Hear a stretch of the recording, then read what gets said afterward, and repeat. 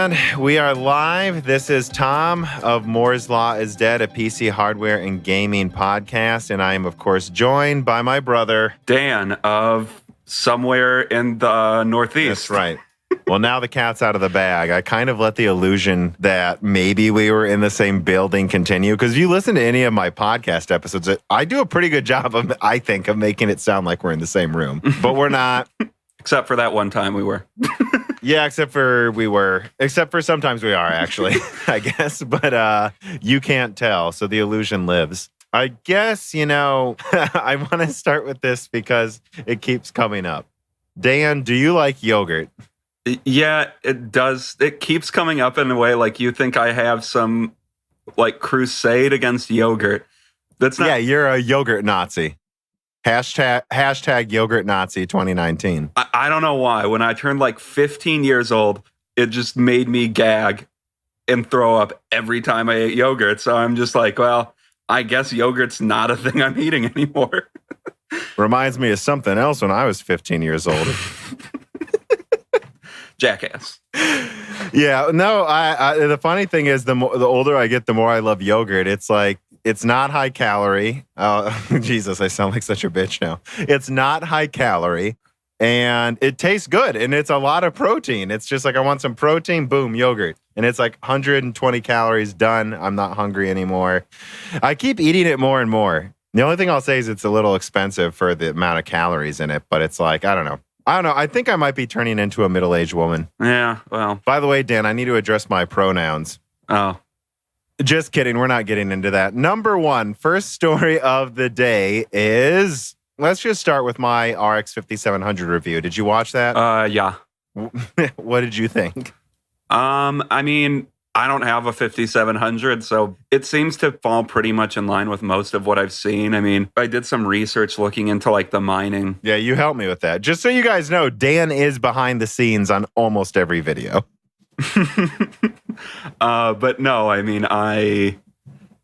the best I could find was a guy referencing his friend said he got 4 mega hash. So yeah, today I got sent some information where someone said they figured out a way to mine Ethereum, maybe, but he didn't give me any numbers, right? So if he's not willing to give me numbers, I assume it's still not good. Here's what you guys really need to think about when it comes to mining with the RX 5700 and 5700 XT. Any of Navi that uses GDR6. Compare it to GDR5X Pascal cards, because GDR5X is almost literally GDR6 except clock lower. It's going to get to at most about 50 mega hash, guys. Latency matters with a lot of mining algorithms. And when you really break it down, the most this could get to with the bandwidth it has is probably around a 1080 Ti, which is not as good as Vega. Now, some 1080 Ti's can get above 50 mega hash, but they're using 350 watts screaming while doing it. Meanwhile, my Vega cards, and I'm looking at them next to me right now mining, these Vega cards can run undervolted to 150 watts while getting 40 plus mega hash. So there's just no competition. And I see RDNA, if I had to guess, at best being marginally better than a Vega 64. Vega 64 is substantially cheaper. And Radeon 7, it's a joke. Radeon 7 is an insane compute bandwidth card. It is so good. I just don't see RDNA doing that. And just as a reminder, what does the 5700 get for compute? It's 10 teraflops for the special edition, a little bit below that for the others. So obviously, I think it's a software issue, which, we all know that already. They're essentially running drivers for a different architecture on RDNA right now. So maybe in the future, we'll see it improve. And just to be clear, you have to remember this is on TSMC and not Global Foundries. Though every Global Foundries chip I've tested, and guys, I've tested so many things because I mine. And remember, I also processors, including Kabini ones. I've used so much stuff. Global Foundries tends to be really efficient when you undervolt it at stock settings. TSMC tends to scale very linearly. Look, TSMC is better, all right? But what that means is you're not going to get as much of a benefit from undervolting. You get a good benefit from Radeon 7, But if you watch my Radeon 7 review, you'll see that I found my Radeon 7 is actually more efficient, slightly overclocked, and slightly undervolted. Whereas with Global Foundries, peak efficiency is like way undervolted, for sure. That's what you want to do. And if you want to hit peak efficiency, you either have to overclock TSMC or you have to clock it much lower. Much lower. You have to actually underclock it, not undervolt it. So I just don't see Navi being as good at that. And to bridge that review, though, I mean, the thing I wanted to bring up is actually, I want to have a kind of a conversation about this. I am not a reviewer.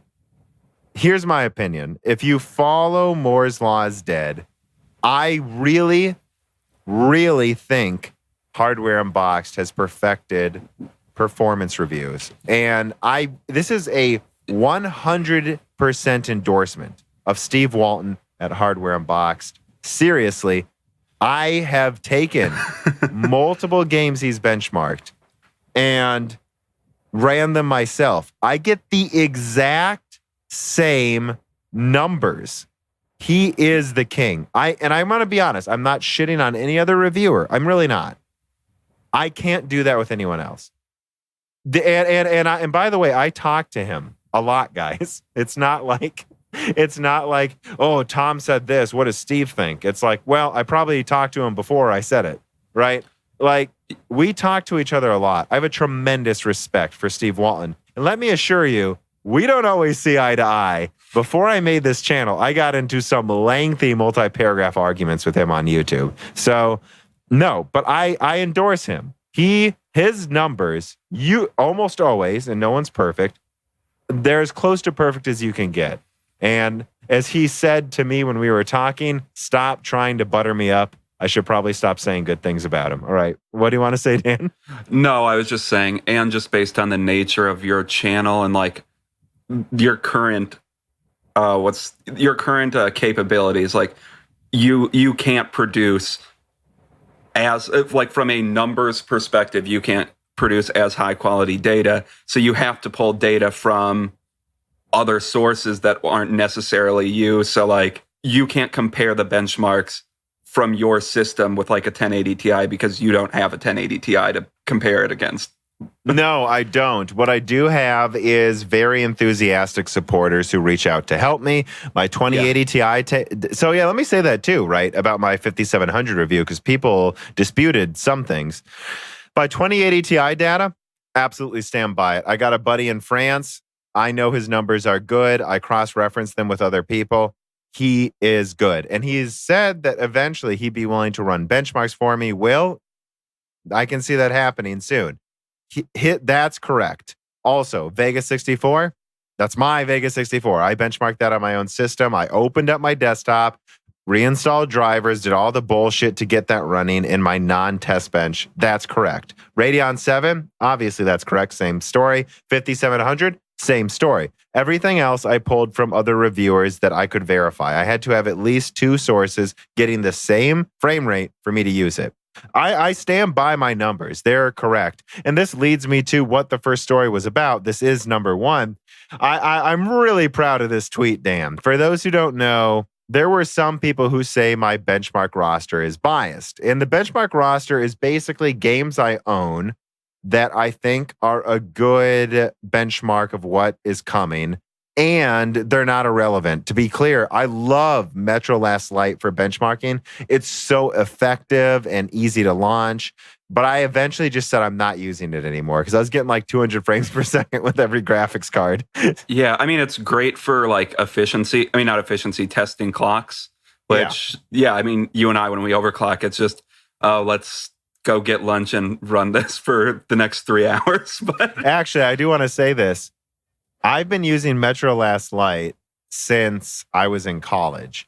And I remember I went to college at Michigan Tech. This is above parts of Canada. It's absurdly cold. There's this one day I was working in the library there, and it was cold, even in the library. It was like 50 degrees. So I took my gaming netbook, which had a 650 Ti in it, and I had it run 100 loops of Metro Last Light while I was studying, and I pointed the fan towards me. And I also remember when you were in college, you would like put a mining rig up to the window in the winter so you would get like environmental cooling. And yeah, what I would do is when I overclocked my 7970, I almost got it to 1300 megahertz. And that was when it was negative 20 outside and I left my window open and closed the door. I had the 4 blankets on top of my... That's serious overclocking, guys. Come on. And also, I had Delta fans. I had a 120 millimeter squared fan... No, 120 millimeter fan at the front of my case, and it blew directly into the graphics card. I mean, like a millimeter away from the graphics card. And it moved 160 cubic feet per minute. Sounds about right. I'm not exaggerating. If you held your hand over it like, well, Dan can see me, like this, and let the fan drift up into my hand, it would hover if I turned it on full. It could fly. That's how powerful the fan was. Also, if you put there's one time I let my finger get in it and it shot blood out the back of my case. That's the type of coolant I'm talking about, guys. But yeah, no, getting back to our main subject, though, the point that I'm trying to make is this. I stand by my numbers, and there were people that said my benchmark roster, which just so everyone knows, my benchmark roster is Deus Ex, Mankind Divided, a beautiful game that I think runs incredibly well. There are some people that dispute this, and I agree that certain portions of the game aren't the best looking, but there are certain portions that are quite literally photorealistic in my eyes. That game... Strange Brigade, just because it's a good running DX12 game. Guys, complain all you want. I'm not running The Witcher 3. This is years old. I'm running DX12. This is the future. Division 2, DX12. Dan, what do you think about Division 2 DX12 performance? Actually, I haven't used DX12 just because I'm used to not turning it on. Maybe I should try it. Jesus Christ. We'll leave that in the podcast, I think. Why not? Just so you know, Dan, if you use DX12, the game, everything's better. Frame rate, loading time. I mean, no. Like what they said it would be?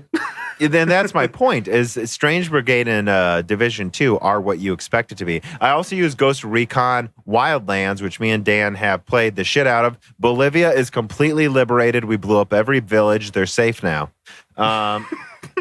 That is a joke. That game has some pretty apprehensive political pretty jingoistic political attitudes. I still think the writers who wrote for Ghost Recon Wildlands were trying to be stupid. Like, there's no way they actually wrote things. We won't get into it. Yeah, that's its own episode. If you guys want. That's an episode of a comedy podcast, I think. But we've been planning to launch Tight 5, so we'll save that for later. Those are the types of games I'm running, and Far Cry 5, when you average them out, I get the same results as Hardware Unboxed. I had people say that this was more biased than AMD's own PowerPoints, and I tweeted, you know what's funny? Being blindly accused of having a review roster more biased than AMD's own slides. Let me check Hardware Unboxed. He found that the 5700 was 2% weaker than the 2070. And I'm not kidding, guys. My results are 1.8% slower. 1.8% for my 5 games versus Hardware Unboxed 2% for 30 plus games. Guys, I chose them for a reason. And I am willing to admit that I am 0.2% biased towards AMD. I totally am, guys. If you put a gun up to my head, I pick AMD 0.2% more times than NVIDIA, which Hardware Unboxed says he accuses me of having a golden retail sample. Exactly. He gets it. And I've seen the shit he gets. You know what was a good video? Linus Tech Tips did this video where he called out people accusing him of being biased towards Intel, where he literally did I don't know, you probably haven't seen this, Dan. I think it's one of the most brilliant, this is only a video you can afford to do. Yeah, if you have millions of people watching your videos, making you, by my estimation, like $100,000 a month in ad revenue. This is the only way you can afford this. But he did this. Linus Tech Tips had a guy walk down the street, because he lives in a city, to a mom and pop store that sells Intel processors and had him buy 5 samples. Come back and benchmark all 5 at the same time. And he filmed the entire thing. It took 2 days. He had a guy follow them with a camera, film them walking to the store, buying it, hooking it up, benchmarking it, putting the stuff in Excel, editing together the video, and launching the video on YouTube. And they fucked up once and started over. They returned the processors and bought 5 different ones. Jesus Christ. Guys. Good for Linus. I fully endorse Linus Tech Tips as well, guys. He's entertaining, but stuff like that only comes from him. You don't see that from other people. I will say some of his stuff when I was first getting into PC gaming, it did help me out, like build videos, very simple overclocking guides, but still just like, how do I overclock? Like, it was helpful, very helpful for that. He comes off as quite the quote unquote casual, but the guy does stuff. And even his 5700 XT review, which he was not saying good things, and I want to address this right away. There was something wrong with their graphics card. Clearly, they had been sent a faulty graphics card from what I could tell. And they even said that in the review. We think this one might be faulty, but we're going to show the results because that's what we could test.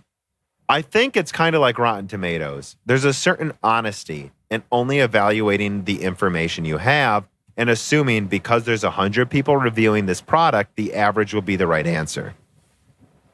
Yeah, and I would agree with that. I just want to say that, right? Because people are going to say, my 5700 review was very good. Why do you endorse Linus Tech Tips? I don't dispute his results. I dispute I think he got a faulty card, and he even said that. Yeah. And the last thing I'll say about the 5700 is I'm very proud of the title. It proves the 5700, the RTX 2070 is mid-range. Guys, there it is. This is a card, and I've done a video on this. It costs AMD about $250 at most to make, and they're selling it. Guys, the 2070 is cheaper to make. The 2070 should be $300, and you know what it should be called? The 2060. And by the way, the cut down 2060 should be called the 2060 SE. Anyone who's been here since Fermi knows how that works. It's it was abhorrent. I saw a comment on my YouTube video that I thought was hilarious. I pinned it for a while. It said, oh my God, these mining prices, the 1060 is $500. I can't believe this. Wait, 2070 is $500? Let me buy it right away. Beautiful. Exactly. Sometimes you guys nail it. I encourage it. All right. That was a long intro, but it was really good, though. That was good. So let's move on to number 2, the Cortex podcast. I want your opinions. I feel like there were bombshells people aren't talking about. What do you think about that? I mean, overall, I thought it was a really good conversation. I'll just say that. His voice is beautiful. Yeah, he sounds like, I said this to you, he reminds me of like Beric Dondarrion's voice from Game of Thrones, like the guy that had a flaming sword. Yeah, the flaming sword guy. The guy who is always like, you guys ready for this? I can light swords on fire. But, yeah, I mean, obviously the big bomb that he dropped was ARM GPUs, which he didn't say much about them because I'm guessing there's almost nothing out there about them. But, I mean, I'm always excited to see a new competitor entering the field, so...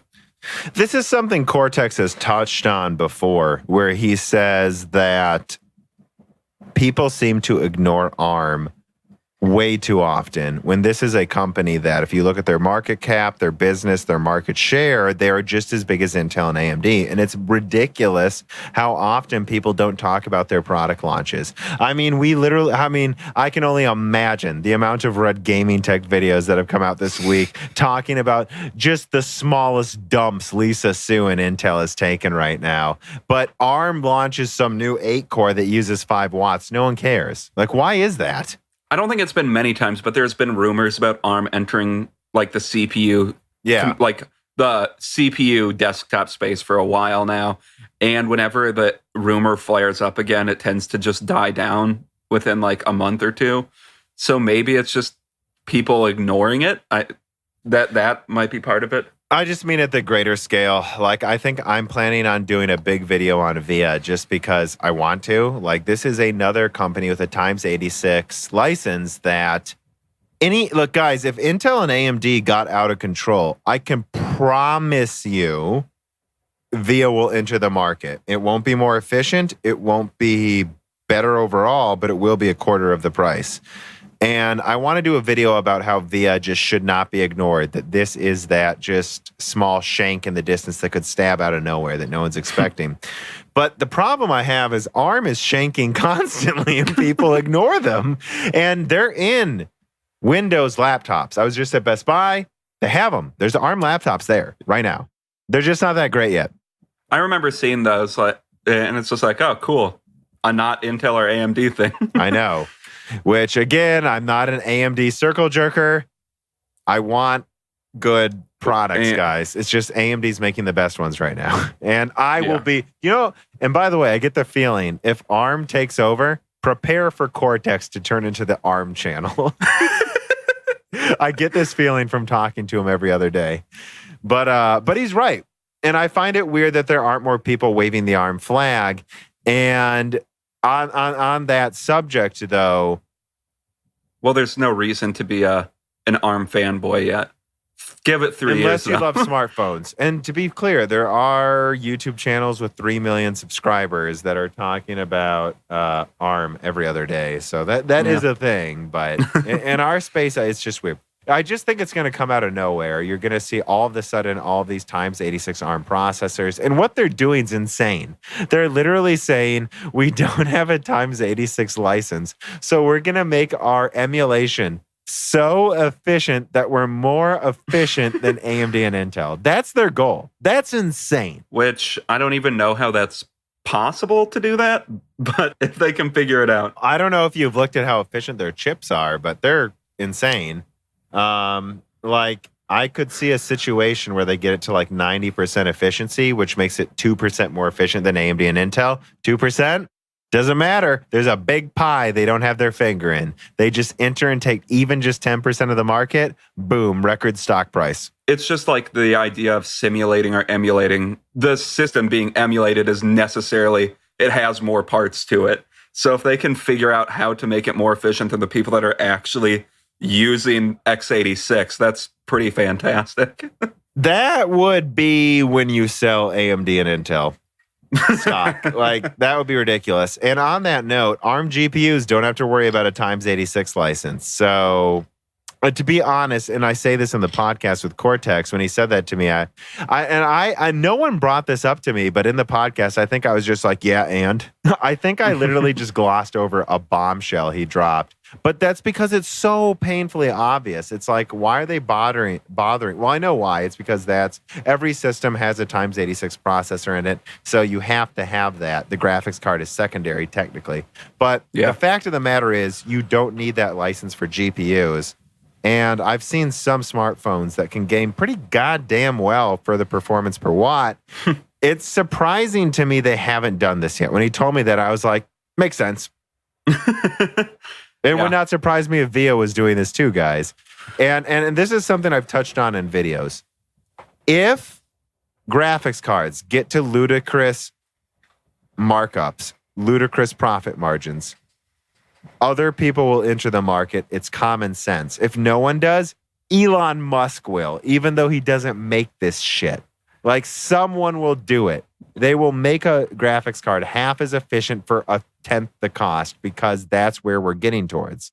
Well, yeah, that's common sense. When any space becomes a shit show, it makes it right for a new competitor to enter the field, which I think, based on what you've been hammering home and I've been hammering home on this podcast, I think the space is becoming a shit show. So yeah, the space is becoming a shit show. For when me and Dan entered this market, I mean, it was so much more interesting right before we entered, but we entered at a time where we could still read the articles and they weren't old. So like we're like me and Dan, by the way, are like the end of the millennial generation, that generation that barely remembers the world without the internet. And that goes the same for this PC world. We remember the old world. even though we mostly grew up in the new world. We're like at that borderline, which I think is interesting. Like we still understand that the save thing is a floppy disk. Yeah, I used floppy disks. I only used floppy disks for a week, but I used them. I get it. But yeah, I mean, the only other thing I would add to this is what you said. This industry is ripe for disruption. And I think ARM is so primed to do it. It's ridiculous. And I am so excited to see what happens here, because this is a question someone asked me in my Discord. How many, and I said this to Cortex, how many graphics card manufacturers do you think this market can sustain? Because we only have 2 right now. Like, how many before one's pushed out? There used to be 6. So I think at least 5. And yeah, it's just when you put more things into a space or a system, it's going to get more chaotic. But I think what will happen is if 2 more competitors enter, which based on what we know right now, 2 more companies are trying to become competitors in the GPU space. Who knows? Maybe there's one we don't even know about yet. But and I've said that before. I would not be surprised if you had a startup, literally a startup, probably with smart rich kids, but literally just like 100 people that say, fuck this. And they come together and they just start making 28 nanometer chips that are as strong as, well, let's say they use 250 watts and they're as strong as a 5700 XT. Like, oh, no, I'm sorry, 300 watts. I'll make the argument right now because I want to have this conversation, even though it's off subject. Let's say you have, like, so if I was a startup CEO, like one of those shitheads who starts a company when he's too young and becomes rich, what would I do? I would say there's all these 28 nanometer foundries people want to phase out. And also all those 20 nanometer foundries that no one ever got full usage out of, in addition to 10 nanometer foundries people didn't use well. Let's go to them. Let's go to Texas Instruments. Let's go to these companies that have cheap foundries. And let's say, here's what we want to do. We want to make this graphics card. What would the graphics card be? 350 watts. I'm not fucking around. 350. Who cares? 350 watts. But you know what we can do? We can buy the same liquid cooler AMD's buying right now for Vega. Who cares? So we buy this liquid cooler that can cool 350 watts. How strong would it be? As strong as a 5700 XT. That liquid cooler is at most $30 in material costs. It's probably $20. So let's say $20, and I find a foundry where I can make this graphics card for $50, which, by the way, guys, that's probably how much it would cost.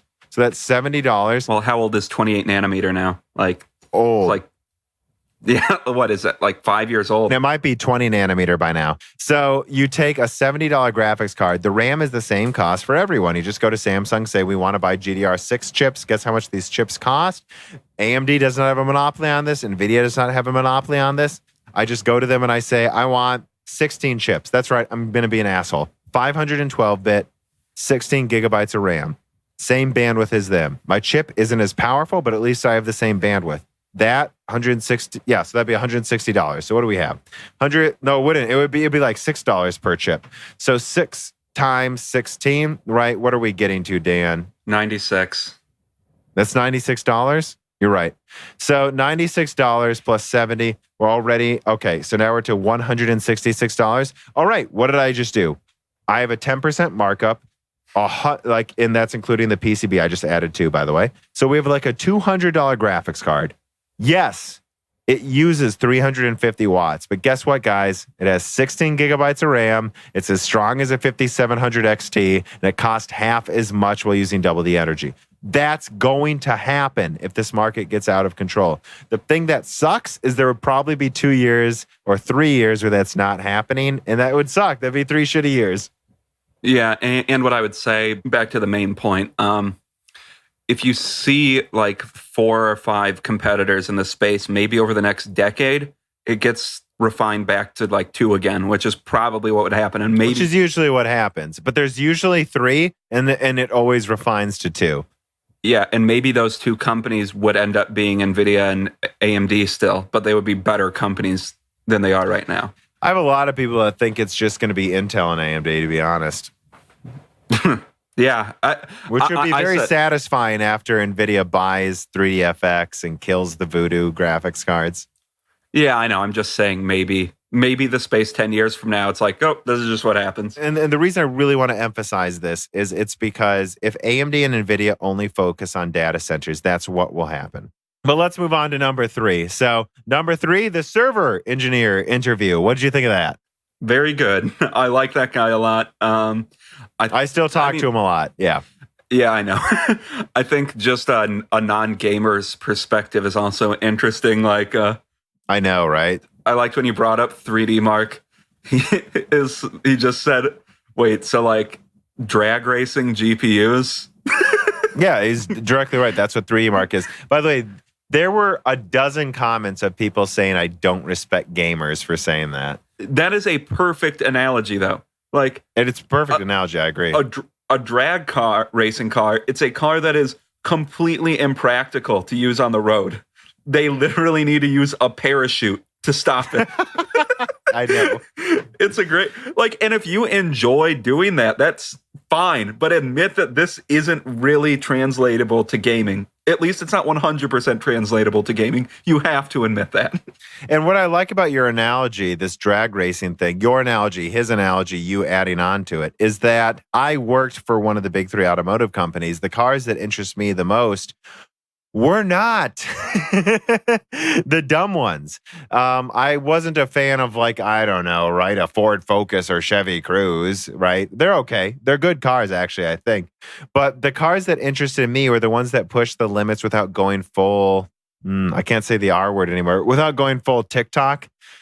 So these were cars like the Corvette or a Dodge Charger or is it Challenger? It's Challenger, isn't it? I think it is. There's both. I don't know cars, so don't. The one with way too much horsepower.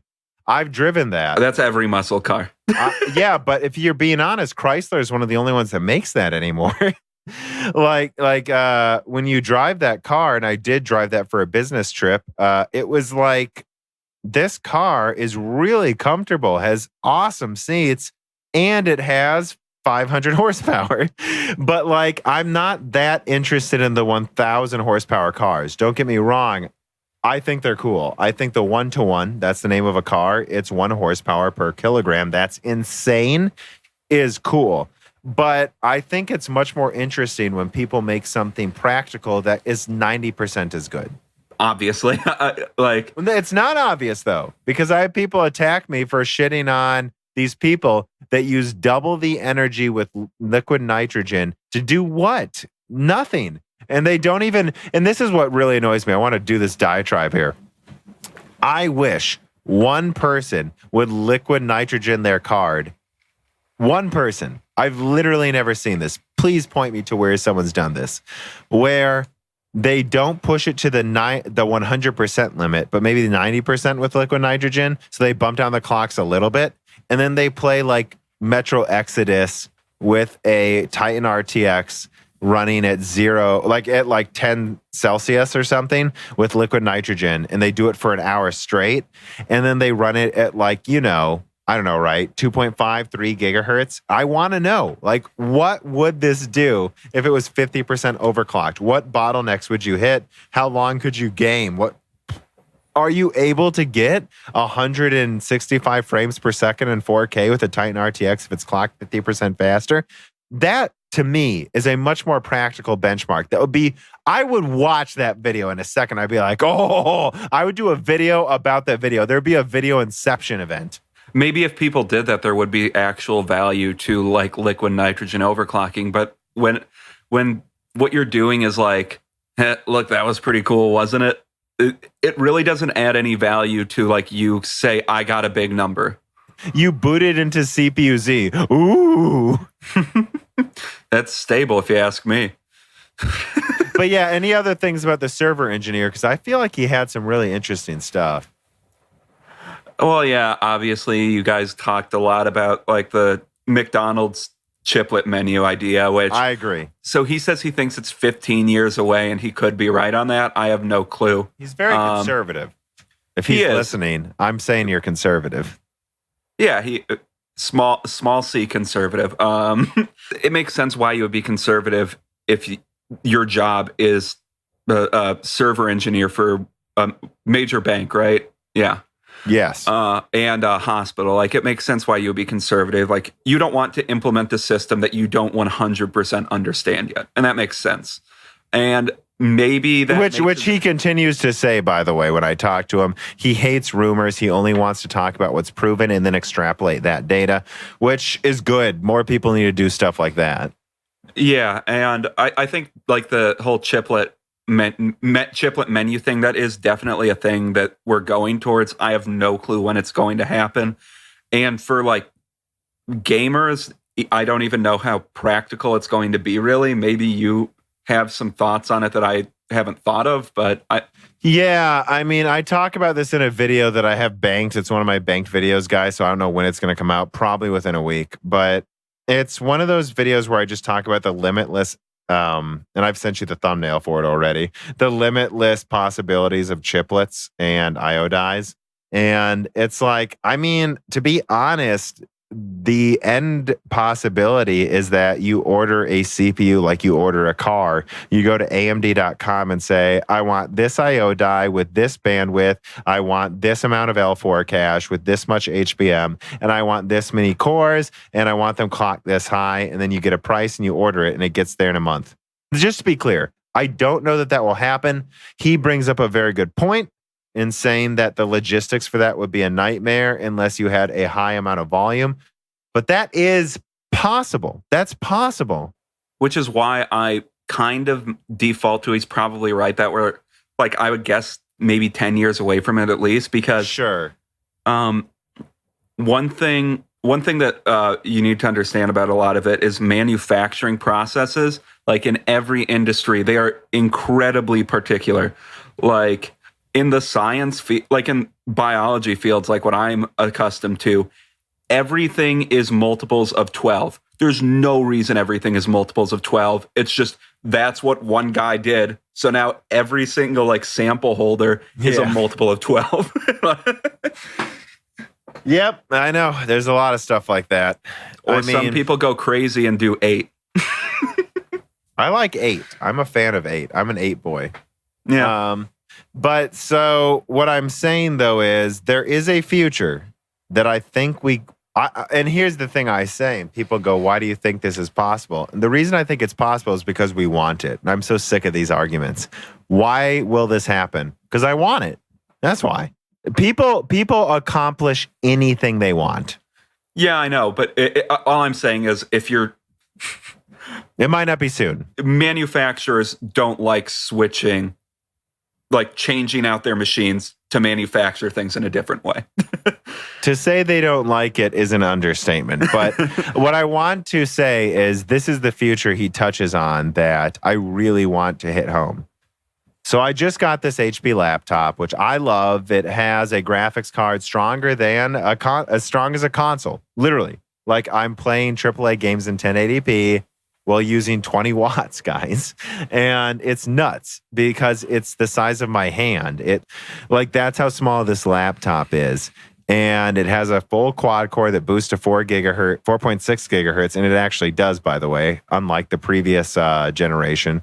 And the graphics card's that powerful. And this blows me away that we're even here by now. But there's a future where I might go to HP, which is one of my more preferred websites. I'm not endorsing HP, but like they tend to make things I like. And I would say generally, I think laptops are pretty good. OEMs are pretty good right now, I think. I still don't like Dell, but might just be a holdover. It's a holdover. I look at Dell now. I haven't bought one recently, but Dell is making some interesting things in their reliability scores. And you'll like to hear this. We're not getting into it, by the way. But Dell, like, we have nightmares with Dell in our past. But Dell's reliability scores have, compared to where they were, gone through the roof. So, I mean, everyone seems to be making okay things for what they're trying to do. This is competition, right? Yeah, if you keep making shitty products, you're going to go out of business. Yeah, they almost did. Dell almost did. So I want you to imagine a world, though, where I go to HP.com, as an example. Could be Lenovo, who cares? Yeah. And I go, what screen size do you want? And I go 11 inches, which I would prefer if they could make it bezel-less so I can fit it in my back pocket. So I want you to imagine this. So I go there and then they say, how many cores? 8. How much cache? 2 gigabytes. What kind of graphics card? I want this chiplet right here. They throw it in. How much RAM? This much. It's one SoC. They make it on demand, throw it into the laptop on demand, and you get this laptop in a month. And it's exactly what you need for exactly the applications you run. That's the future. And that's going to revolutionize so many devices. It's going to be insane. In fact, what will be cool about it is I won't have to deal with these stupid ass companies putting too powerful or too weak processors in laptops, and I can just get exactly what I want. Yeah, and I remember like Ultrabooks a lot of the time they would have like, which a lot of the time they were like 2-core i7s or something, but they would put i7s in with like 4 gigs of RAM and just... Yeah, what? 8 gigs, guys. And that, I know what you're talking about. I had a MacBook that had that, and it was fine for the 3 years I had it. But by the end of that 3 years, 4 gigabytes was holding it back, and I probably would have had 30% higher performance the whole time if I had more RAM. That RAM probably cost $40. I mean, what the fuck? Like, give me control. And what that's going to do too is it's probably going to revolutionize the custom building market, because if you know what you're doing, you can do it better than they can. All right. Sean asks, any thoughts on when DDR5 will be coming out? Last time I went all in on a computer was right before DDR4. I don't want this to happen again. Well, I mean, I think DDR5 comes out late next year. Yeah, when I read this, I was going to say 2020. That's when they're estimated to come out. And I guess I don't know that much about Zen 3. How it's going. Zen 3 is probably going to be another hybrid generation that can support both. But yeah, it seems like the jump to DDR5 is less labored than whatever happened with DDR4, where they were trying to make it for like almost 10 years, right? Keep in mind, my previous NV laptop, remember, I just have a 2-year newer model of my previous one.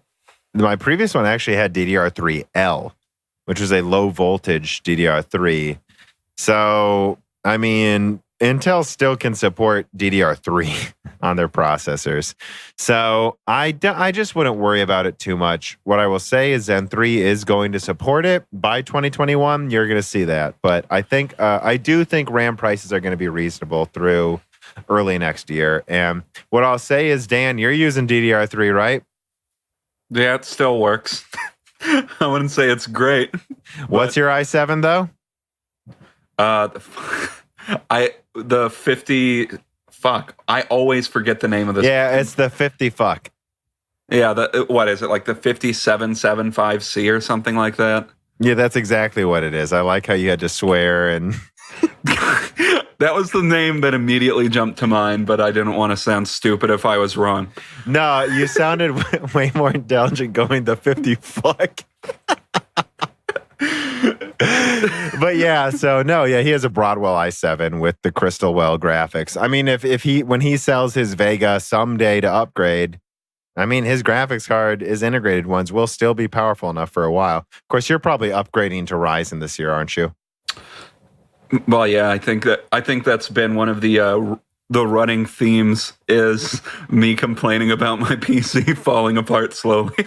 Yeah, so this is good because I discovered this last night.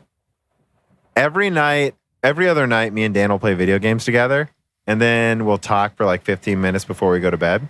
And while I'm talking, I'll have my desktop pop up. Dan is getting on Battlefield 5. And at first I was like, is he just playing Battlefield 5 without me while we talk? What the fuck is this about? And then all of a sudden he's like, no, I'm making sure it loads correctly because I keep having my files get corrupted. So he's checking that his files work a day before we might get on again. Yep. Hey, has it ever happened? Has whatever happened? Have you ever checked it the night before and it was corrupted? I think it mostly happens when updates occur. So I'm probably just being overly paranoid, but I don't know. Yeah. So Dan needs to upgrade. And actually, let's go to this next one here. Skip ahead a little bit. So for number 4, the R5 3500X. Are you interested in this? Just so everyone knows, this is a new 6-core that's coming out from AMD. It's a rumor, but I think it's true. It's a rumor that it will be a 6-core, I would guess 12-thread, because testing shows that actually you want to keep hyperthreading on for the most part. So I think they'll keep hyperthreading on. I just think this will be the absolute worst yields of all of their processors. You know, most of the time when I think TSMC is up to like 80% yields. And so even that 20%, more than half of them probably only have like a quarter of the die defective. And if that's the case, they can just disable part of the cache and then disable 2 of the cores and then clock the cores lower. I think this is going to be a 4 gigahertz 6-core Zen 2 processor for like $160. Yeah, and when I saw this, it's added to the list of processors I'm thinking about upgrading to. I was initially thinking like the 2700, but this might be a better option. We'll see. For gaming, it would probably be slightly better, at least in the short term, and it would be way more efficient. I would say, again, here's how I think of it. For $100, you want Zen 1 R5 1600. It's like when I find it hilarious when people are like, why isn't AMD launching those rumored 6 cores for $100? Well, they already have them. It's called Zen 1. Just go buy that. It's fine. That's a 3.8 gigahertz. It has, 15% lower IPC, but it's like, I can assure you, if AMD made a Zen 2 6-core for $100, they would not be clocked high. So just there's that. And then for $130 right now, you can get the R5 2600, that's Zen Plus. And then what I've always been saying is if you could get a 2700 Zen 2, 65 watt processor for like 130, you want that, and 150 for the 2700X. And I would that's the only thing I'd say, Dan. I would recommend the 2700X for 150 over a $160 6-core Ryzen 3000, even though the Ryzen 3000 will, have higher IPC. It probably won't even be clocked faster. It'll probably actually be clocked. Remember, the 2700X runs at 4.3 gigahertz. Yeah. I mean, it's just a matter of once it's officially announced how it performs. And I'll probably get whatever is the better performing CPU at this point.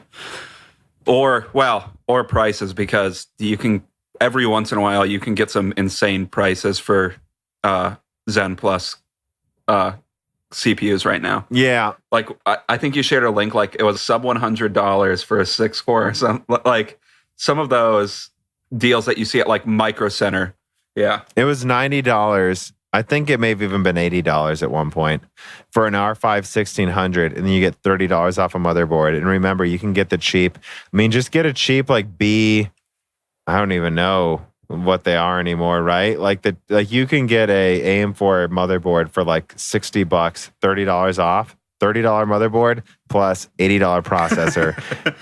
And you have a pretty competent gaming machine. That'll last 5 years, as long as you're okay with 60 hertz. And even at 144 hertz, there will be plenty of games where it works fine. Like it's stupid. Like that level of budget gaming is we used to have it, Dan, when you had i3s for $100 from Sandy Bridge. We don't have that anymore. I think we're going to go back to that era. And speaking of that, though, meanwhile, number 5 is Intel's $150 i5, which I see a lot of people recommending who don't know what they're talking about when they're like, yeah, but what about those cheap 6-core i5s without hyperthreading? Those are still great at gaming, right? Did you look at that? Looking at the review, what I noticed is the chip they're comparing it to is the 3600. If you look at the values, the 3600 is more comparable to, the 9600K? Right? 9900, if you ask me. It's like almost interchangeable.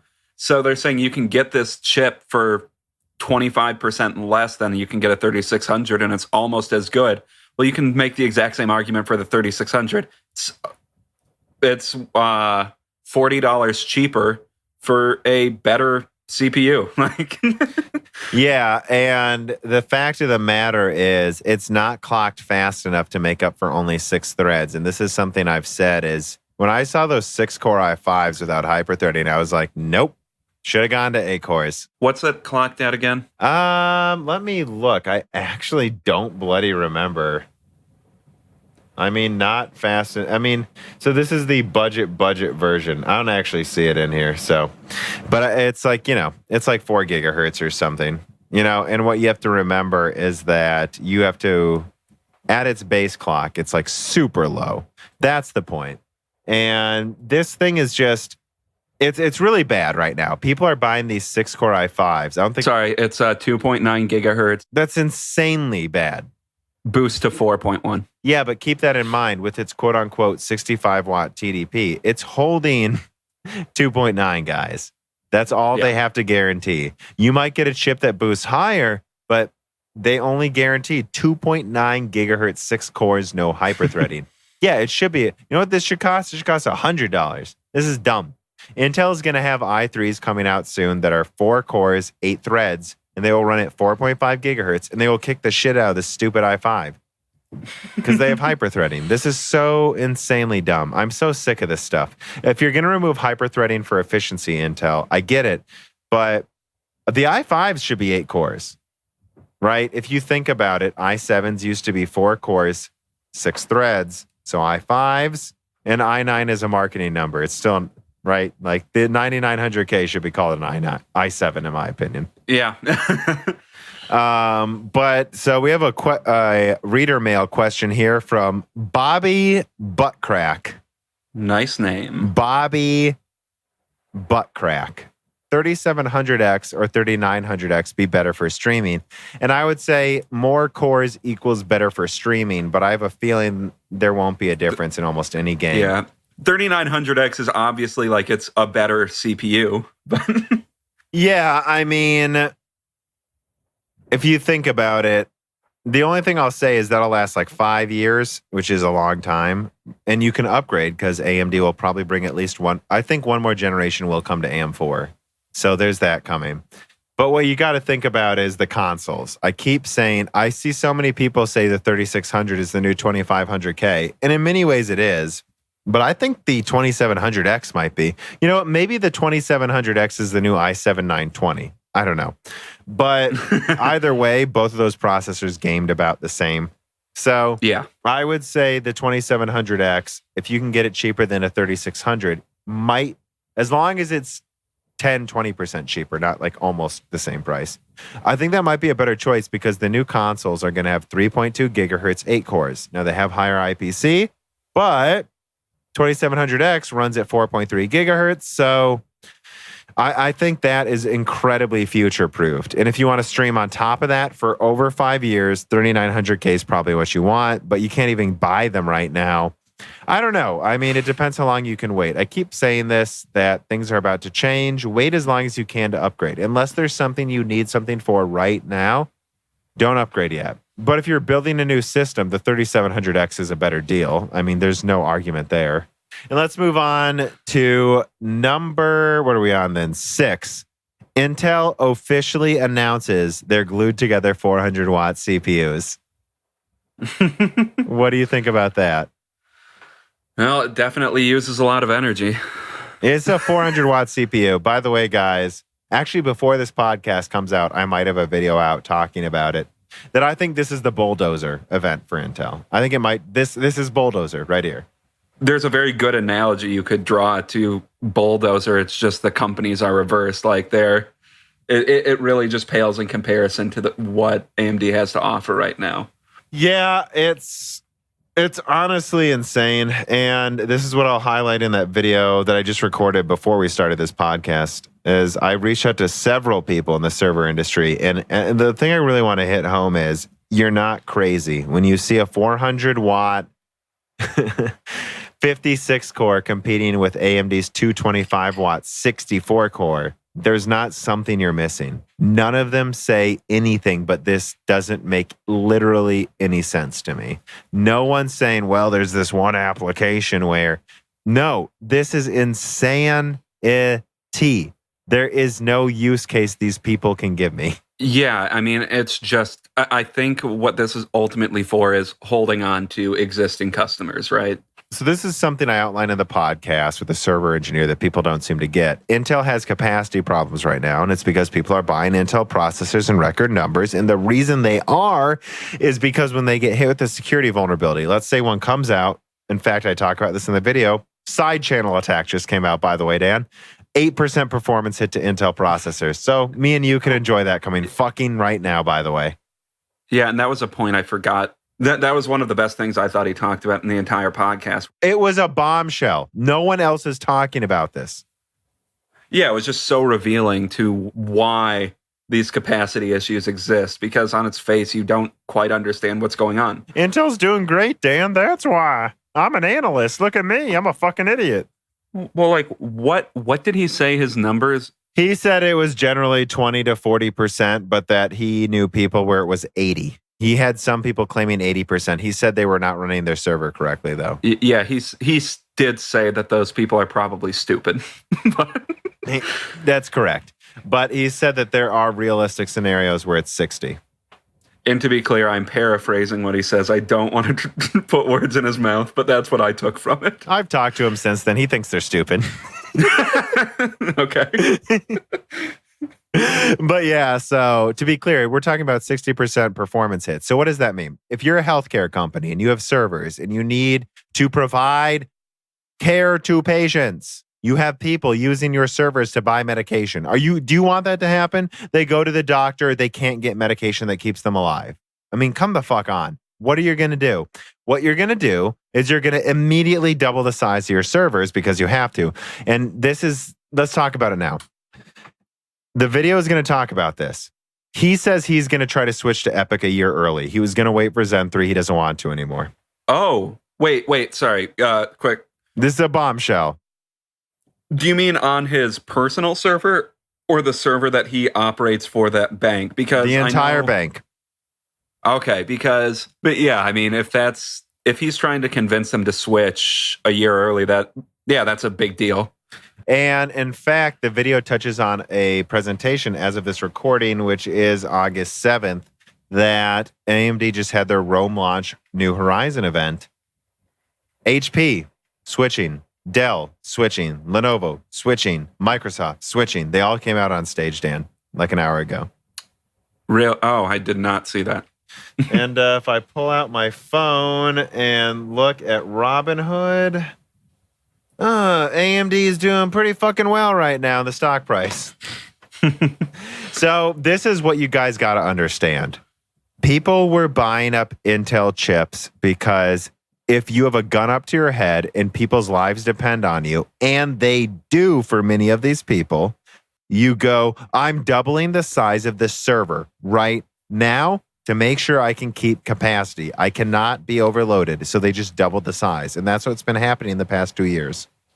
Yeah, and from an abstract point of view, like all of these companies, a bank losing, a bank not being able to support its network for an hour, that's also might be potentially... How about 6 weeks in England? Yeah. You know what, though? England's doing great, Dan. They don't have any issues right now. None. All right, let's move on. Number 7. Let's talk about Ice Lake. I've done a couple videos on it. There's been some previews. What are your initial opinions of Ice Lake? It might potentially be decent. I guess that's right. Like better than what we have now. Is that what you mean? Yes. Yeah. Did you watch that video? My Ice Lake one? Yes. Yeah. I mean, my opinion is it better than Whiskey Lake? And I own a Whiskey Lake i7. Yes, it is. Is it as much better than Whiskey Lake was compared to KB Lake? No, it's half as much at most. And that's the argument I made in that video is we're talking about a 10 nanometer process that I think was used as a token process. I think this would have been slightly better on 14 nanometer, but they made the decision to take a 5% performance hit just to say they were using 10 nanometer. I mean, yeah, if they've been stuck on 14 nanometer for so long, I would imagine that shareholders in these meetings, like seeing, and we're still trying to get 10 nanometer to work. That looks bad. And by the way, guys, I trade these stocks. I listened to the Intel earnings call live. That was hard to listen to. You literally had, and this is a time where I'll give the analysts, the people at Goldman Sachs and stuff credit. They were done with this bullshit. In the meeting I was in, they were seriously just going like, well, we're ramping up. And then he goes, when you say ramping up, what do you mean ramping up? You've been ramping up for 3 quarters. And they weren't afraid to ask it anymore. They were pissed. And I mean, yeah, that makes sense. Like, I mean, yeah, AMD, at least in mindshare, is objectively doing way better right now than Intel is. I got a question here from a new Patreon subscriber, which if you subscribe to my Patreon, you can talk to me on Discord. Dan hates the plugin. What's his name? Here we go. 2 in the amp. AMPM. Here's his question. Why do you think that Ice Lake is disappointing? I agree. The U SKUs are slightly underwhelming, but the Y parts are very impressive. 4 cores, 8 threads, i5, i7s at 9 to 12 watts with a doubling of graphics performance, which I think is amazing for a U series, even given the TDP. We'll see when they actually come to market, though, I guess. Do you have anything to say immediately to that question? What I was saying earlier, it's not like these are objectively disappointing numbers. It's just there's nothing that impressive about them. Zen 2 is not out yet on laptop. Not yet. Yeah, that's true. I mean, they're good they're decent, competent CPUs, and that's what I would say. Like, they're decent. They're not doing that much with them, though. Exactly. When I looked at the benchmarks, and I'm like the only one, by the way, good for Anantech. Did you know they benchmarked Canon like 10 nanometer? They're like the only website to do that a year ago. Like, they ordered some obscure Chinese laptop that Intel only sold because they were like, oh, we'll find one place we can sell a 10 nanometer for a week so we can say we did it. Like, they bought that and benchmarked it. And back then they were like, this is woefully behind 14 nanometer to a point that it's hilarious. When I look at these processors, let's do it 2 steps. First step is the CPU. The CPU has higher IPC, and the IPC impresses me. Honestly. Like, it really seems to be 10 to 20% better. That's like, that's cool. I would consider getting an Ice Lake CPU if it was at 5 gigahertz. Hashtag, can it do 5 gigahertz? But no, probably not. No, it can't even fucking do 3 gigahertz reliably. So that's my point, though, is it's like, I don't know which parts of the architecture of Ice Lake are intrinsic on 10 nanometer, in which part they could backport to 14 nanometer. It seems like it depends on their new process.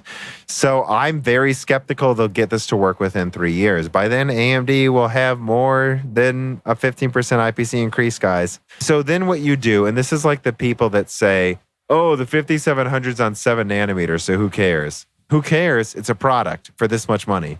Who cares what process it's made on? If you made a 2 nanometer graphics card right now that was only 5% better than a 2080 Ti, I would buy it, right? It's better.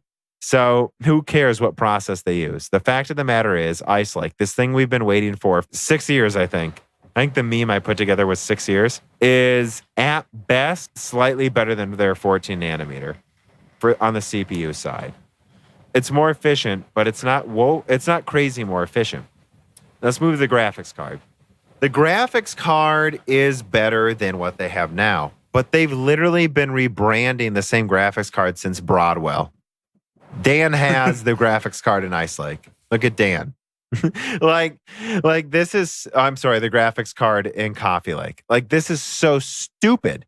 And when I see they double graphics performance while using 15 watts, I go, awesome, this is better. And to be clear, maybe there will be some cool MacBooks coming out. And I say that in the video. These 10-watt MacBooks, this is going to be sick. You're going to get this graphics card as strong as not as strong as the PS4 base, but as strong as the Xbox One base, probably, that use 10 watts and can play games from 2 years ago well. But who cares about games from 2 years ago? Right now, NVIDIA is selling 10-watt graphics cards. I have one, the MX250, that can play The Division in 768p at locked 30 frames, high settings. If I pushed it, I could get it to like 60. Like, this is as strong as an Xbox One, and it uses 10 watts. So the fact that you have an APU that is half that performance, that's not good, guys.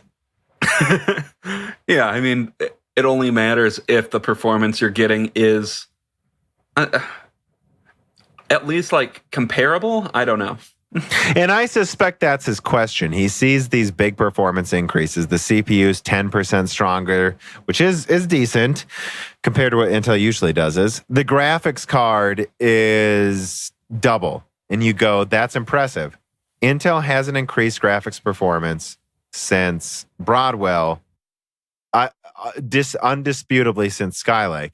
So this has been 4 years of stagnation, and they doubled performance. That's not impressive to me, especially when the MX150 was out last year. The MX250 came out the end of last year. MX350 is probably coming out by the end of this year and will add 50% more performance. Again, guys, and that's from NVIDIA. Who knows what AMD is working on? This is a joke. I don't see them displacing NVIDIA with this. Although, again, I have one bullish Intel Z graphics video where I go, I think Intel could do this, but they're just not there yet. They're not there. Yeah, and this might be an early signal to what we're seeing for the future is Intel actually being able to figure out how to scale up the performance they've been stuck on for, what, like 4 years now? 4? Let's be clear. I think there is a non-zero above non-zero. I think there is a 50-50 chance that we will get realistic 10-nanometer processors next year. But let's be clear what that means. It would be comparable to the Broadwell processors Dan owns. These aren't Skylake, guys. These are Broadwell. I think Broadwell on 10-nanometer is next year. Again, I think you guys know what I mean, right? Like, I think that's what that means. We're going to get to almost the same clock speeds as Coffee Lake, but 15% higher IPC. That's what Broadwell did. Broadwell was clocked 10% lower, but it had a lot higher IPC than Haswell, especially with the L4 cache. Okay, that was cool. I think that's what they're going to do next year. I think 2021 is when they get to probably not the same, but similar clock speeds as 14 nanometer. And if they get us that on time, it might be really cool, but it's just not there yet, guys.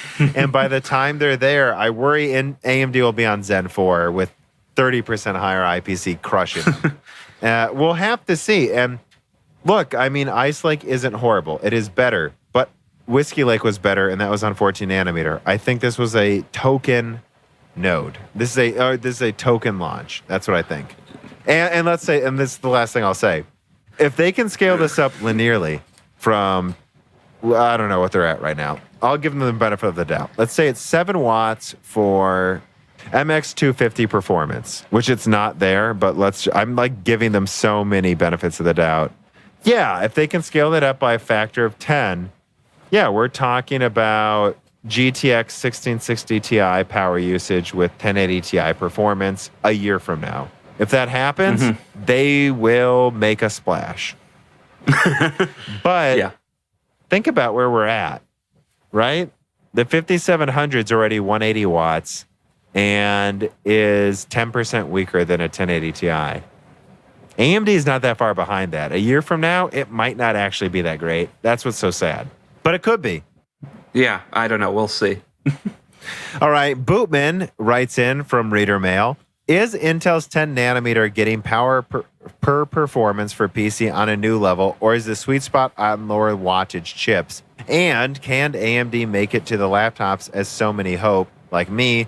Intel is heavy on laptops and has been the only real choice for a decade. Low power 3400D on a laptop, 4400D with Navi, HBM.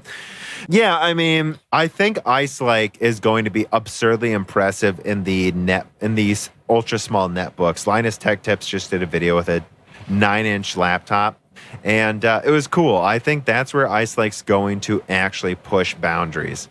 But go on. I think seeing something like that is very cool. Like I like the idea of these ultra small laptops where at least some people maybe in the future there's just going to have like essentially a similar laptop phone hybrid thing. But I'm glad you said that. My dream laptop, and I might do a video on it eventually, is probably a 10-inch laptop, completely bezel-less, that just barely is as big as what we would call a phablet now. Fits in my back pocket, and it folds as a 2-in-1 into a phone that's super thin, and it boots Android when I fold it into a phone. I want a 10-inch phone that is bezel-less. I'll take the big phone for that. You give me that, and I can make calls and leave it in a phone configuration all day. And then I fold it into a laptop and it boots into Windows 10. And then I can play Half-Life 2, Age of Empires, Division with Dan, even at minimum settings. I don't care. Like, that is a dream come true. I'm waiting. And then I can plug it into a monitor, a keyboard when I'm on the go. That's my dream. So I think Intel may be able to get to that with Ice Lake, and I don't know. I think they're working on Golden Cove right now and Tiger Lake. Those will be interesting. We'll see if they can get there. Guys, there's a chance I might continue to buy Intel laptops if they get there before AMD. Having said that, I think there's a timer going on right now. Zen 3, by the end of next year, is coming out. I talked to people again today. It's coming out in a year. And AMD is going to double efficiency again. So this timer is ticking. I think there could be a narrow point of time where late Q1 through late Q3 next year, Intel is still a crazy good option for laptops, Bootman. I think that's there. But I think it's going to take AMD. And I think there's no point in AMD pushing into laptops until they can march in with a golden army that conquers everything. There's just no point. When you build a laptop, you build the entire laptop around a chip because it's all about thermals and min-maxing performance. So there's no point in AMD trying until they have something over twice as good. Yeah, and it's very clear where Intel is still very good, as they are very good at binning really the most efficient chips, like with these. You've watched my videos, right? Yeah, with these very, very it's good. It's insane. These very good CPUs at a insanely low power usage. I continue to min-max undervolt my laptop, and at this point, I've got it at 7 watts, boosting to 3 gigahertz all-core turbo. Yeah, 7 watts. So it's just, I mean, and I guess that's that's the plus of being on a node for so many years, is they're able to do that for 5 years, for half a decade. Yeah.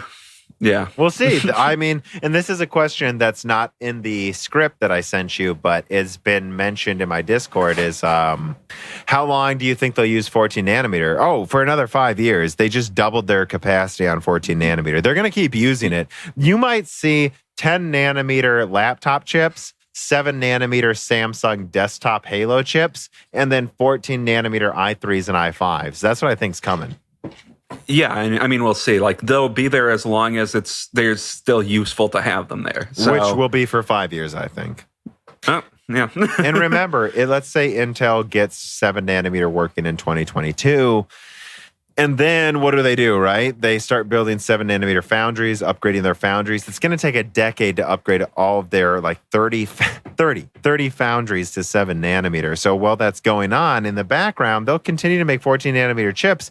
They don't need to make them for themselves either. They can make 14 nanometer for Apple. They have. Intel's made Apple chips before. Like, they could just make other stuff. And there's plenty of things that don't need the cutting edge, by the way. Okay, so number 8. Lots of AIB 5700 XTs coming out, and to me, it looks like they're all going to be at MSRP. What do you think of that? I mean, I think it's good. What is MSRP for the 5700 again? It's like $350, correct? So, right, yeah. The official at time of launch, because it changed, 5700 is $350. The 5700 XT was $400, and then there was a special edition that was like 5% stronger at most for $450, which I don't know. I like the color gold. If you like the color gold, it was cool. I'm glad to see MSRP actually having somewhat of a meaning now. That's good.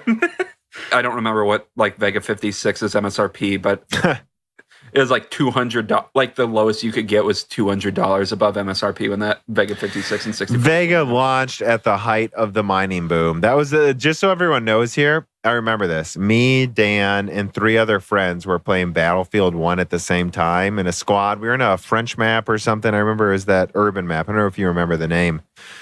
And we were fighting, and I remember everyone asking me, and this was actually like literally, no, this is a year before I launched my channel. God, it was that long ago. And everyone was asking me, because I was always kind of right, would you agree, Dan? I'm the PC guru in our group, am I not? Yeah. No surprise. And this was before I had the channel, and they were like, what do you think about Vega? And I was just like, I don't think Vega's as good as Fury was for its time. Certainly not as good as the 290X or 7970 was. But here's what I think. I think Vega at its MSRP, if you can actually get it, is going to be the best price you'll be able to buy a GPU for years. Which I did get it pretty close to MSRP when I got the Vega 56, but I did also wait like 4 months to get it. Did you? I don't remember that for some reason. I somehow remember you getting it at launch. Did you not? No, I was looking for deal. It might not have been it was probably closer to 2 months where I was just constantly checking, can I get it at MSRP? Can I get it at MSRP? And eventually I found one for, I think it was like $450. That's $450. Yeah. Oh, that's pretty good for the time. All right, let's move on. This is the last main point of this long podcast. And I say, honestly, here's the thing. There are a ton of product launches for our previous podcast, my previous Loose Ends video, which I think are comparable. This one is just almost just like a 2-hour Loose Ends video, isn't it? But what I think this is loading up to is, and it's that video I did that I've made one of my marquee videos on my website that I've highlighted at the top of me, is it's like, I think the next 5 to 10 years are going to be nuts. And I don't think people are fully realizing how much is about to change. Yeah, I agree. I think it's just, it seems like a lot of limits for how the current paradigm has been going for, I don't know, a long time. 20 years. Yeah. 20 years. More cores, higher frequencies, past 20 years. Yeah, I think we're finally reaching like the point where those limits are going to be met. So they need to start getting more creative. So we're going to see things maybe in the next 5 to 10 years, like the CPU, like chiplet menus, shit like that, which I'm excited to see all new changes and finally something more interesting than more cores. More cores, more clock, #chaos.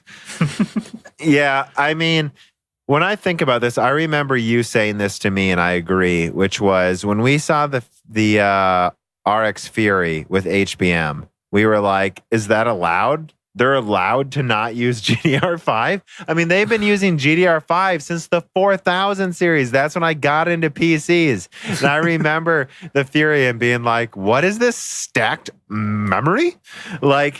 And it's just so different. And I think we're going to see stuff like that every half year for the next 10 years. That's what I think coming up soon. I think 2020 is going to start this. And you could argue it's already started with the completely divided up chiplets of Zen 2. But this is what we're going to see. Every half year, something crazy compared to what we're used to. I think the idea of chiplets is really challenging. It really challenges the way that we used to think about the market, where it's just, oh, they can quote unquote glue things together now. And I think that's a big shift. So let me reference this here. This is the video I've already recorded a couple days ago that I'm just saving because it's not time sensitive, that I think might come out this Sunday after this video or after this podcast. And it's the limitless future of IO dies and chiplets. And I want you guys to start thinking about this. Zen 2 is literally the most boring implementation of chiplets you could imagine. What did AMD do? We split up the die into 3 parts. That's literally all they did. That's not that crazy. That's It's actually been done before on Intel processors. They have split the IO up before.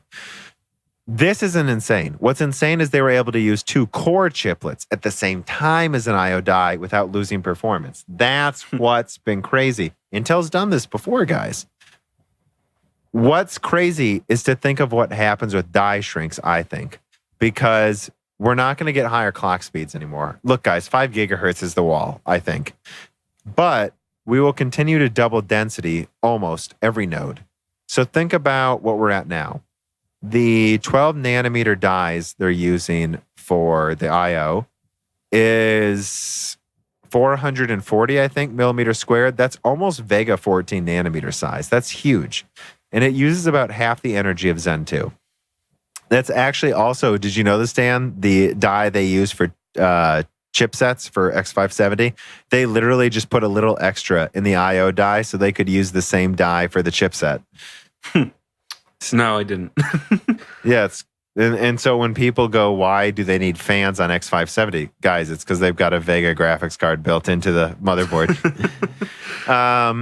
But so think of what they can do when they have that again. And this is what I show in the video. You get to a Navi size die with 7 nanometer I/O dies. Oh, ooh. Now it's not taking up nearly as much room. You can put 3 chiplets next to it, but you're already thinking linearly. What happens when you get to 5 nanometer? Oh, now we're looking at like MX560 sizes. Mm-hmm. How much space? All right, so do the math, right? This is what I thought of. And this isn't confirmed. This is just me spitballing people. The 5700 XT is 251 millimeters squared. That's 40 compute units. Divide that by 10. 4 compute units.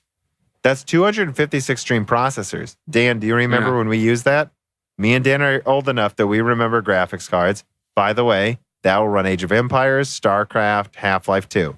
That'll run that. How much space would that take up on 5 nanometer? 5, not 7. Divided by 2 again from where we are now. Nothing. Yeah. Divided by 10. That's like a 10 millimeter squared graphics card. It would cost AMD literally dollars to add a 10 millimeter squared graphics card to the I/O die. All of a sudden, their entire lineup is APUs overnight. And that's a powerful enough APU to run 3 monitors. What else could they do? They could literally say, we're going to put a Kabini processor, these tiny processors, on the I/O die. All of a sudden, you don't even need a processor. They could sell $20 processors on AM5, I guess, that have a quad core that's good for basic tasks and a graphics card for basic tasks. And then you decide. That's when you decide. Do you want to add an 8-core that's high performance to it? Guys, you're really thinking super linearly. There that word is again. When it comes to what they can do with I/O dies, they could literally, by just increasing die size by like 10%, add a small graphics card and a small quad core for background tasks like the consoles have. And all of a sudden, your entire lineup has a quad core for background tasks. Your entire lineup has a backup graphics card. Also, these can be used, apparently, right, in motherboards. All of a sudden, all of your motherboards have a built-in graphics card. What do you think of that? I don't know. I mean, it sounds cool. I guess I don't know if that's the direction they're going to go. Maybe it is. But could they? It's common sense. Yeah, they could. And that's what I'm saying. This is me thinking for like 30 minutes, just ruminating next to my dog, petting her, thinking about what the possibilities are. 30 minutes. There are people that work at AMD who are paid 6 figures to think of this stuff. The stuff that's coming should not be underestimated. Intel is rumored to be working on processors that combine threads into one thread and actually lower latency because there's no stalling because the threads are handling any stalls. It's going to be an insane 5 years, guys. Like, you're going to see stuff you were like, I really, really, really think we're going to look back at Sandy Bridge and go, look at that piece of shit. Like, I literally think in 5 years we could have a Sandy Bridge processor with a stronger graphics card built into the I/O of a motherboard. And you don't even need a graphics card. You want to update the BIOS? There's a processor built in. Why? Because it costs $5 to put a processor in it. And that's just what I'm thinking of, right? Yeah. And that all of this isn't confirmed, but it's certainly possible. That's what I wanted to talk about. I don't know if you have anything to add to that. No, I mean, I don't know. I would need to think more about it. I would. This was probably a hashtag sneak attack on you, what I'm talking about. Yeah. But it's fascinating. And let's get to the last reader question here. Meal, then, I believe in Gaelic, that's his name, asks, do you have a preference for how you receive your games? Download, physical? Was part of the motivation for DLCs? Let's just have 5 minutes, 10 minutes of this. Like, Dan, what do you think? Physical, DLCs? What do you think about this whole gaming situation? I would say overall, like, I used to have a preference towards physical media. Just I don't know why, really. But there's not really a purpose to having physical media anymore, because a lot of what the discs do at this point is just like install it. Yeah, it's the same as a download, except now you have to put a disc in. And for DLCs, I think I've said this. I know I've said this to you before. I guess I don't know if I've said it in the podcast. I think DLCs and season passes were a way to sneak price increases in video games without. But it didn't work. It didn't work. No, you're right. It did not work. Like, if you look at Battlefield, you can see Battlefield 1. No, but let's go back farther. Battlefield 1 made more money in the last 6 months of its life than the previous year. And it's because they had made all the DLC free. And that's why they decided to make all the maps and upgrades and weapons free in Battlefield 5. They're like, oh, and this is something I've talked to you before multiple times, is I think Battlefield realized, if you think more creatively about this, here's what you can do. So right now, Battlefield 5 is going to have like 8 maps come out for the Pacific Theater. That's an entire game's worth of content. Now, if you were to launch Battlefield 5.5 Pacific Edition for $60, no one would fucking buy that. But what you could do is advertise it like it's a new game, and you combine it with the 20 maps it already, I don't know what it has, 12 maps it already has. I don't remember. It's at least 10. I think it's 11 or 12. But the 12 maps it already has, you add 8 more, and you just advertise it like it's a new game, but then you make it clear in the advertising, you get 20 maps, guys. And then every year they can add a massive expansion and continue to sell it for $40 to $60 instead of, look at Battlefield 4. They were forced to drop that game to $5 like a year later. And this avoids that. Yeah, I guess we'll see what happens when the next Battlefield comes out. Next year. It's going to come out next year. I don't know, actually. We'll see. The new consoles come out next year, and they rushed Battlefield 4 onto the next gen with PS4, and it just didn't work. It only worked on PC. Me and you were okay. It was buggy, but I remember being told. I had a friend who said on PS3, quite literally, in that map, I think it was Hammond Resort or something, where that giant resort is. It's a pretty good map, where you can collapse entire parts of this massive hotel. He said if you looked at the hotel while it was collapsing, your game would freeze. And so people would troll and blow up the resort, and then everyone would look away from it. That's the type of shit you don't want to happen. And maybe an inaccurate perception of how gaming works, where I see all the time game developers saying, well, we make pretty much all of our money in the first 2 weeks after release. So the idea was, well, if we're making all of our money in the first 2 weeks, then we need to sell this game. We're going to pretend to sell this game for $60, but it's actually $120. Well, where maybe there's a way where you can stretch out the legs of a game and keep like Battlefield 5 at $40 or $50 for 2 years, and people will still buy it if they keep adding free content to it. Yeah, and that just didn't pan out. I mean, it worked for some games like Borderlands 2, where, for $30 you got four 10-hour campaigns, which it wasn't really that long of a campaign, but it was worth it. But it's like you had this situation where everyone was like, is it worth it? Isn't worth it? Do I want to buy it right away? And then you got into the same logic trap you got into before. People are waiting for your game to lower the price. Well, we'll also wait for your DLC to lower the price, motherfucker. And this is so dumb. Yeah, I don't know. So I guess it's more of a matter of, can you convince people to, and we'll see if this is effective with Battlefield 5.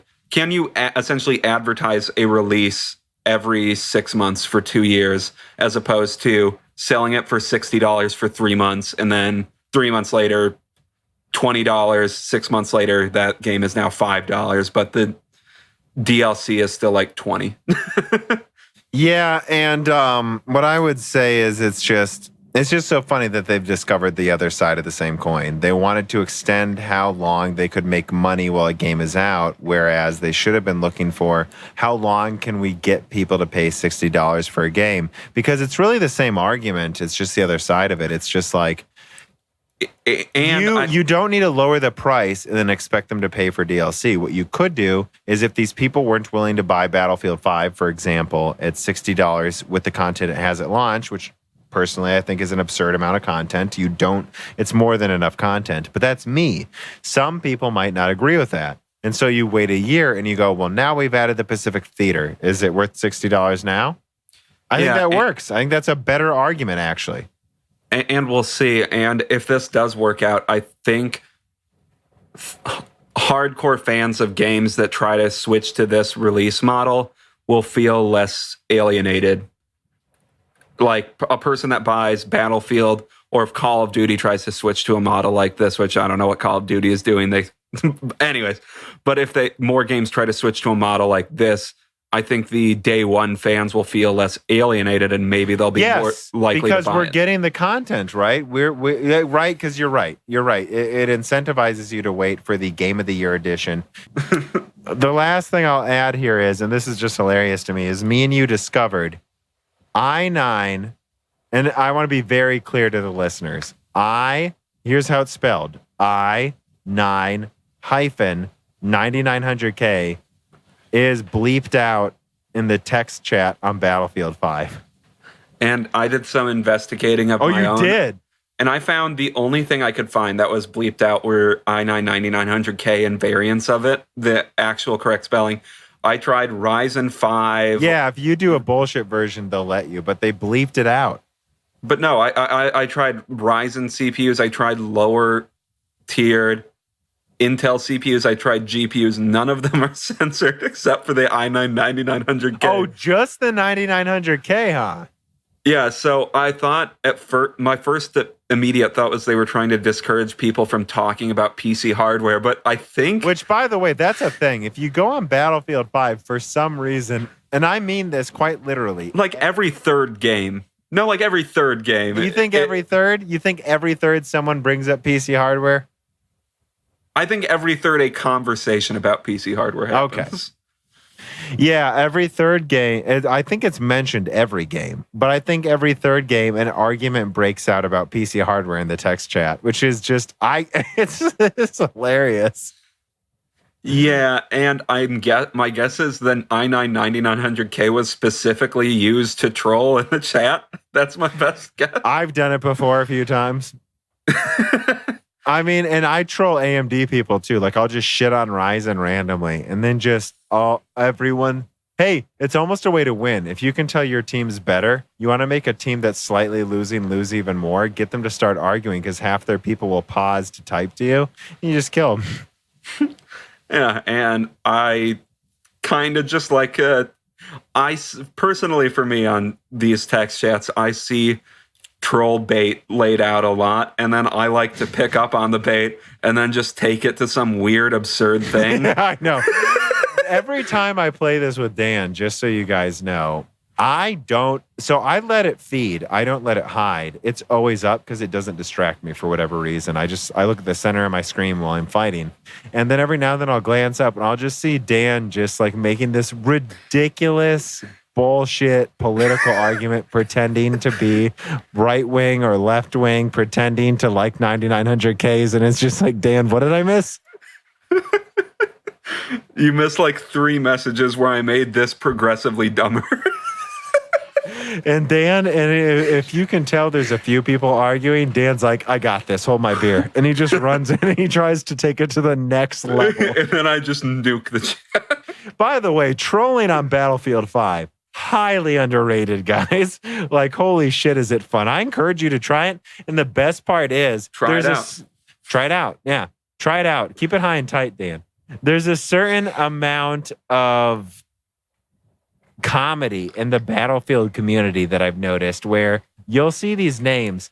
I was in one game where the scoreboard was like Bilbo Saggins, and there was one guy, Long John Dick.